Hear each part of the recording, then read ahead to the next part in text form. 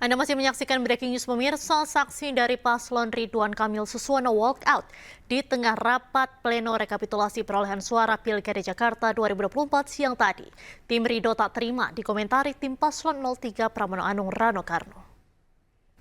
Perlu adanya komentar macam-macam gitu ya. Oke. Untuk itu juga kami izin. Saya lagi bicara pimpinan. Kami izin kalau misalnya ketua masih mengizinkan mereka ngomong, kami izin kami mohon izin ketua. saya.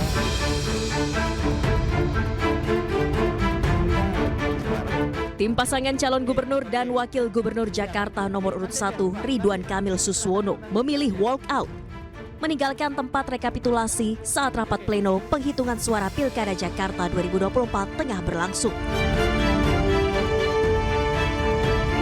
Tim RK tak terima tanggapannya terkait dugaan kecurangan dalam penyelenggaraan Pilkada serentak dikomentari oleh tim paslon 03 Pramono Anung dan Rano Karno.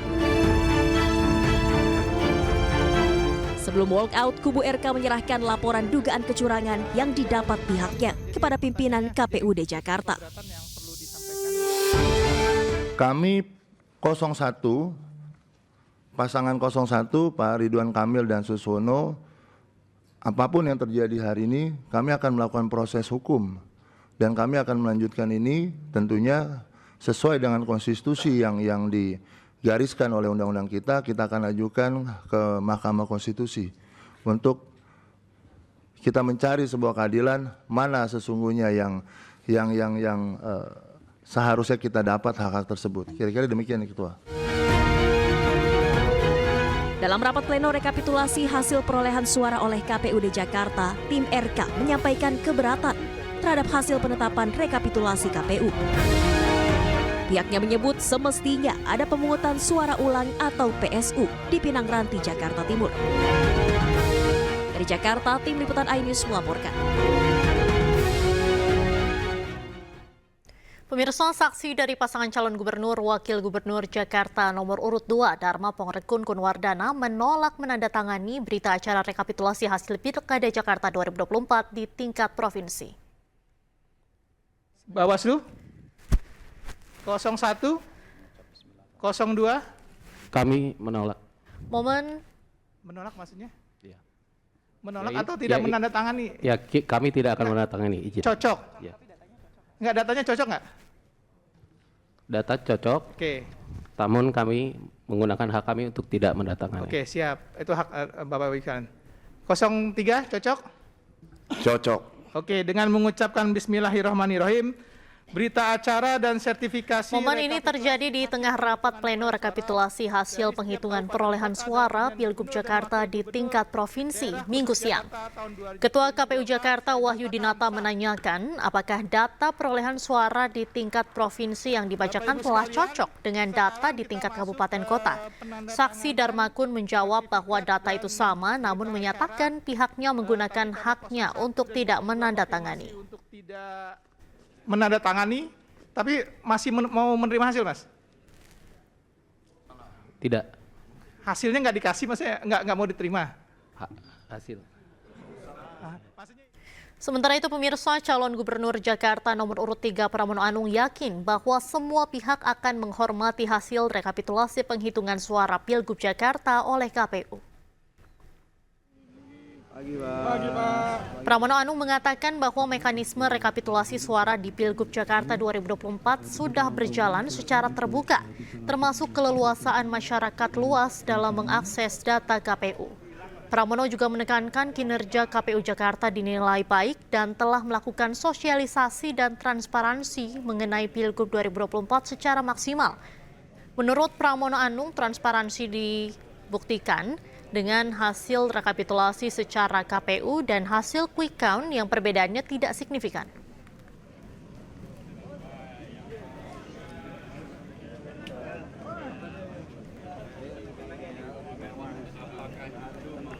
Banyak sekali warga yang menyapa, memberikan antusiasme, dan mereka tentunya rata-rata mengharapkan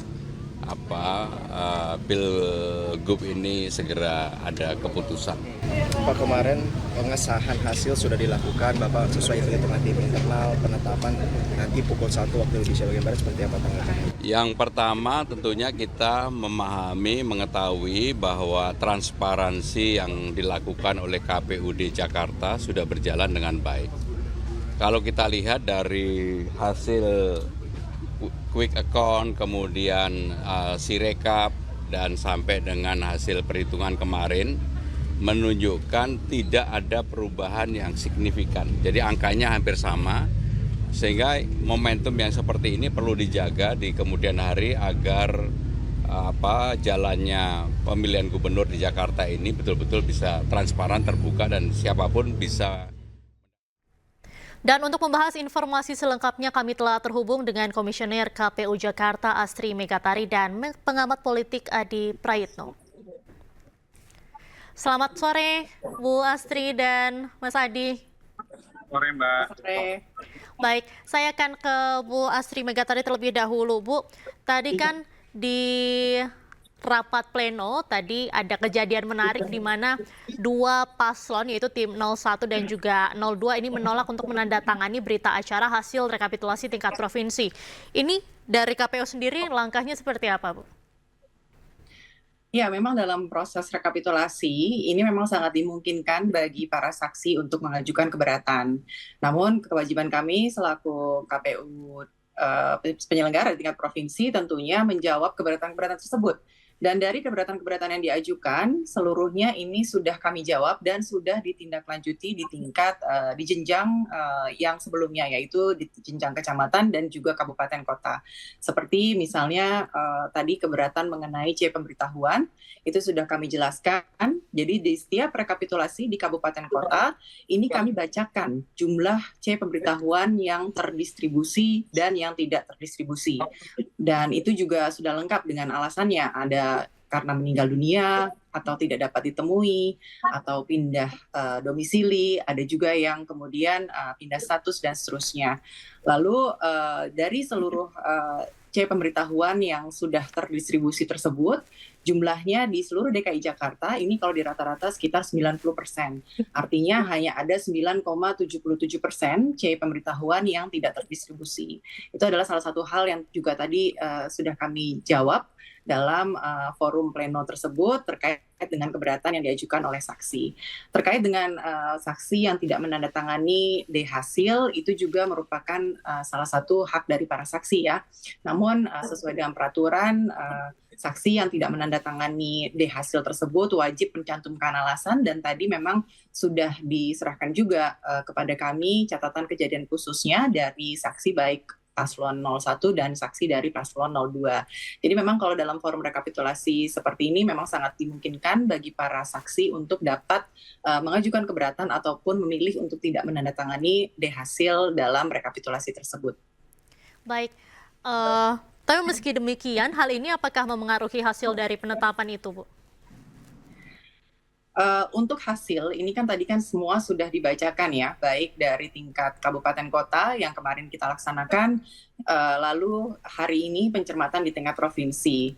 Dari hasil seluruhnya itu data-datanya semuanya cocok dan tidak ada keberatan terkait hasil. Maka dari itu hasil tersebut dapat disahkan begitu. Jadi tidak mempengaruhi terkait dengan keabsahan hasil dari rekapitulasi yang sudah kami lakukan di tingkat provinsi. Baik. Saat ini saya akan beralih ke Mas Adi Prayitno. Mas, kalau misal tadi kita lihat sikap dari dua paslon yaitu 01 dan juga 02 ini menolak menandatangani, bahkan tadi tim 01 itu sempat walk out dari rapat pleno di Sari Pasifik untuk tingkat provinsi ini. Bagaimana Mas Adi Prayitno melihat sikap dari kedua paslon atau kedua tim ini? Ya, saya kira memang kalau melihat kecenderungan rata-rata saksi yang kemudian walk out dari hasil rekapitulasi yang disampaikan oleh kawan-kawan KPU Jakarta itu sepertinya memang sebagai bentuk ekspresi dari hasil yang dibacakan dan kemudian membuat paslon nomor 1 khususnya kalah ya, sehingga salah satu cara mungkin ya untuk mengatakan bahwa menolak hasil pilkada di Jakarta dengan cara walkout, yang itu artinya bahwa pemilu di Jakarta itu, pilkada di Jakarta itu sebenarnya memiliki begitu banyak catatan-catatan yang cukup serius. Bahkan kan sering kita mendengar bagaimana kubu paslon nomor 1 ini kan memberikan catatan yang menurut saya akan mereka gugat gitu ya. Misalnya dianggap KPU Jakarta itu tidak profesional karena tingkat partisipasi yang cukup rendah. Bahkan tim hukum mereka juga akan melakukan gugatan ke Mahkamah Konstitusi terkait dengan sengketa hasil dalam pilkada. Jadi ini adalah ekspresi dari kekecewaan karena paslon nomor 1 khususnya kalah yang ditengarai karena ada indikasi-indikasi pilkada di Jakarta itu tidak berlangsung secara fair, tidak berlangsung secara profesional. Sehingga ekspresi kemarahan mereka itu melalui berbagai kanal. Ada yang kemudian ke DKPP dan yang kemudian ke Mahkamah Konstitusi. Tinggal kita tunggu sebenarnya bagaimana progres laporan ke depan. Nah yang kedua sebenarnya publik itu kan menunggu-nunggu kira-kira apa materi sengketa hasil yang akan disampaikan ke Mahkamah Konstitusi. Karena untuk melihat apakah 1 atau 2 putaran di Jakarta ini kan menurut saya angkanya relatif cukup signifikan. Karena 50,07 itu kan hampir setara 50 plus sekitar kurang lebih hampir 3.000 suara di Jakarta. Tentu jumlah ini tidak sedikit ya, karena memang untuk misalnya melihat apakah ada indikasi-indikasi kecurangan, apakah indikasi-indikasi pemungutan suara itu dijalankan tidak fair, tentu harus dibuktikan dengan data-data yang valid, dengan data-data yang terukur, sehingga kalau ada teman mungkin MK itu nantinya akan merekomendasikan akan ada PSU mungkin, ataupun ada rekomendasi lainnya. Saya kira di situ Mbak. Baik, mungkin saya akan kembali ke Bu Astri. Bu Astri, kalau misalnya kita lihat persentasenya ini kan 50,07% suara bagi paslon nomor urut 3 Pramono Anung. Ini kan berarti dimungkinkan adanya pilkada hanya 1 putaran. Apa mungkin juga bahwa setelah nanti adanya gugatan ke MK, pilkada bisa menjadi 2 putaran begitu Bu? Jadi setelah adanya penetapan hasil perolehan suara yang baru saja kami lakukan, kemudian akan ada waktu selama 3 hari kerja bagi misalnya ada pihak-pihak yang ingin mengajukan sengketa hasil ke Mahkamah Konstitusi. Baru setelah itu nanti kita lihat dalam 3 hari ke depan ini seperti apa. Jika memang nanti tidak ada sengketa, maka penetapan gubernur terpilih dan wakil gubernur terpilih atau keputusan apakah 1 atau 2 putaran ini bisa dilakukan paling lambat 3 hari setelah MK memberitahu KPU terkait dengan perkara yang terregistrasi di BRPK. Kalau misalnya ada sengketa, maka penetapan gubernur dan wakil gubernur terpilih atau nanti pilkada 1 atau 2 putaran ini baru akan ditentukan setelah putusan MK. Jadi seperti itu. Jadi kita masih menunggu dalam 3 hari ke depan ini seperti apa, apakah nanti ada pihak-pihak yang mengajukan sengketa ke MK atau tidak, seperti itu. Baik, kemudian jika seandainya gugatan ke MK ini tidak ada atau tidak terjadi, berarti berdasarkan hasil yang sekarang, Pilkada Jakarta 1 putaran ya Mbak? Iya, jika misalnya nanti tidak ada gugatan atau sengketa yang diajukan ke MK dalam 3 hari ini, maka kan kami setelah MK tadi menyampaikan pemberitahuan tentang perkara terregistrasi tersebut, kan kita bisa melakukan penetapan gubernur terpilih. Nah, syarat untuk gubernur terpilih di DKI Jakarta, di daerah khusus Jakarta ini syaratnya adalah bagi pasangan calon dan gubernur dan wakil gubernur yang memperoleh suara 50% lebih suara sah, begitu. Jadi kalau misalnya berdasarkan dengan rekapitulasi, maka dapat disimpulkan demikian, Mbak. Baik. Saya mau ke Mas Adi lagi. Mas Adi, kalau misalnya kita lihat dari persentase ini ada 50,07%, kemungkinan 1 putaran ini sangat besar berarti Mas Adi? Ya tergantung nanti bagaimana sengketa di Mahkamah Konstitusi. Apakah materi sengketa itu akan misalnya mengurangi angka yang sudah diperoleh oleh paslon nomor 3 ataupun tidak. Makanya itu yang kita tunggu. Apakah nanti misalnya ada dugaan-dugaan soal terkait dengan TSM, terstruktur, sistematis, dan masif, ataupun misalnya ada sejumlah TPS yang mungkin dinilai janggal gitu ya, yang saya kira itu mungkin akan dikhawatirkan akan mengurangi secara signifikan perolehan suara Pram dan Dul. Tapi kalau melihat kecenderungan rata-rata secara umum, mulai rekapitulasi suara di tingkat TPS, kemudian kecamatan, kemudian kabupaten hingga provinsi, saya kira memang hasilnya ini tidak ada sesuatu yang sebenarnya akan membuat kejutan-kejutan di Mahkamah Konstitusi, tapi kita tidak pernah tahu, mungkin nanti paslon nomor 1 akan mengajukan bukti-bukti yang bisa divalidasi, sehingga gugatan ke mereka itu ke Mahkamah Konstitusi misalnya akan disampaikan secara terbuka bahwa misalnya ada sesuatu yang perlu ditunda, ataupun ada sesuatu yang mungkin dilihat lagi oleh kawan-kawan KPU di Jakarta. Tapi overall kalau melihat persentasenya memang agak sulit sebenarnya membayangkan bagaimana hasil Pilkada Jakarta itu untuk 2 putaran ya. Itu kalau kita membaca hasil konklusi penetapan pleno yang kemudian telah disampaikan oleh kawan-kawan KPU Jakarta pada hari ini. Saya kira di situ Mbak sebenarnya. Baik, Mas Adi Pray, kemudian kalau tadi kita mendengarkan pernyataan dari Bu Astri bahwa apabila dalam 3 hari ke depan ini tidak ada gugatan sengketa ke Mahkamah Konstitusi, maka dapat disimpulkan bahwa dengan data hasil sekarang, itu disimpulkan bahwa Pilkada Jakarta akan 1 putaran, begitu ya Mas Adi? Persis, karena kalau kita membaca Undang-Undang Pilkada, maka syarat untuk menang 1 putaran itu memang 50% plus 1 ya.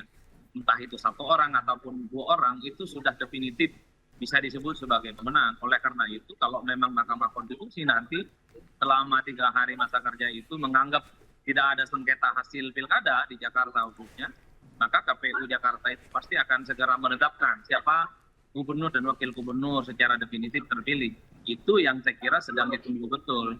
Karena kalau mengacu pada undang-undang memang sedang menunggu. Kalau tidak ada putusan apapun, misalnya dari MK tidak ada sengketa hasil, ya kawan-kawan KPU tinggal memutuskan. Nah, khawatirnya gugatan ke Mahkamah Konstitusi itu ada temuan-temuan yang kemudian memungkinkan ada sesuatu yang dikoreksi ulang gitu ya terkait dengan hasil pleno dan penetapan pilkada di Jakarta yang sudah diumumkan hari ini. Mungkin ya ada dugaan-dugaan ataupun TPS-TPS yang harus pemungutan ulang, ataupun mungkin nanti akan ada misalnya tuduhan-tuduhan yang bisa dibuktikan terkait dengan kecurangan yang dilakukan secara terstruktur, sistematis, dan masif itu Mbak. Tapi kalau melihat sepanjang prosesnya di Pilkada Jakarta, dugaan TSM itu sepertinya kok agak rumit gitu, karena memang itu tidak pernah terungkap ya. Apalagi media massa dan media sosial kita di Jakarta kan cukup agresif memberitakan segala sesuatu yang terkait dengan Pilkada. Tapi memang ada beberapa TPS yang dinilai gitu ya, ada kertas suara yang sudah dicoblos oleh oknum tertentu yang sehingga mungkin itu akan menjadi temuan. Cuman problemnya kalau cuma 1 ataupun 2 TPS itu dilakukan pemungutan ulang, rasa-rasanya memang tidak mudah ya untuk mempengaruhi hasil 50%,07 sekian itu. Baik, terima kasih banyak Mas Adi Prayitno dan juga sebelumnya Ibu Astri Megatari sudah bergabung bersama iNews sore hari ini. Terima kasih dan selamat kembali bertugas. Salam sehat selalu Bapak Ibu. Terima kasih. Mbak Astri, sukses selalu Mas Mbak. Adi, makasih. Ya. Breaking News masih akan kembali usai jeda pemirsa, tetaplah bersama kami.